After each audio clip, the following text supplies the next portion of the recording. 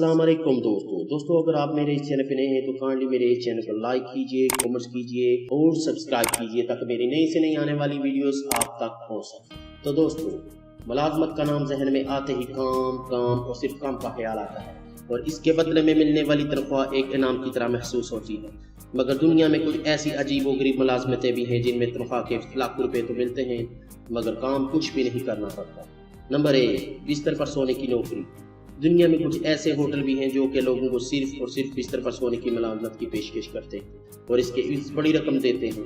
तफसीलात के मुताबिक ऐसे होटल जो कि बहुत शदीद ठंडे इलाके में होते हैं वहाँ पर ऐसे लोगों को पेट वार्मर के तौर पर मुलाजमत पर रखा जाता है जो महसूस लिबास पहनकर इस बिस्तर पर सोते हैं ताकि बिस्तर गर्म रह सके और सोने के काबिल हो जाए। इसके बदले में इन्हें होटल के मालिकान की जानिब से तनख्वाह दी जाती है और होटल का कमरा किराया लेने वाले अफराद भी अच्छे बिस्तर गर्म करने के इनको टिप देते हैं। नंबर 2, नकली मेहमान बनने की नौकरी। जापान दुनिया के ऐसे ममालिक में शुमार होता है जहाँ पर लोगों को जाली मेहमान बनने की नौकरी पर भी रखा जाता है। शादी ब्याह करने वाले लोगों के अगर अपने रिश्तेदार ना हो तो वो ये सहूलत मुहैया करने वाली कंपनी से रजू करते हैं जो इनको किराए के मेहमान मुहैया करते हैं जो कि अच्छे लिबास पहनकर दूल्हा या दुल्हन की तरफ से शादी में शिरकत करके न सिर्फ मुफ्त का खाना खाते हैं बल्कि तनख्वाह भी पाते हैं। इसके अलावा डांस और गाने वगैरह गाने की सूरत में इन्हें अलहदा से मुआवजा भी दिया जाता है। नंबर 3, रोने की नौकरी।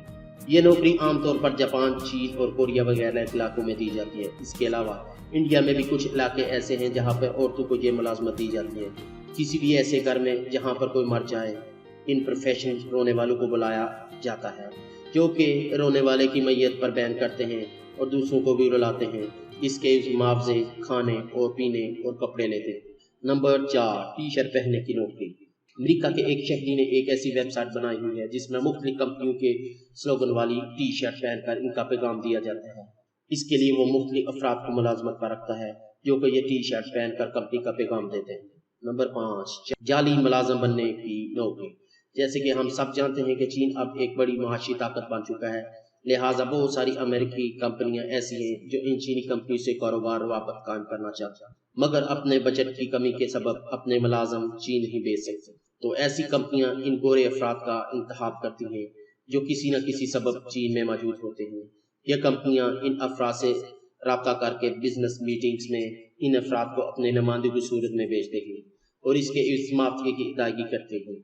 इन अफराद का काम सिर्फ बिजनेस ड्रेस में इन डिनर्स में शिरकत करना होता है और इसके बदले में वो खतीर मुआवजा वसूल करते हैं। और इसी के साथ इजाजत चाहता हूँ, मिलते हैं एक नेक्स्ट वीडियो के साथ। अल्लाह हाफिज। Thanks for watching. A like would be appreciated. And don't forget to subscribe.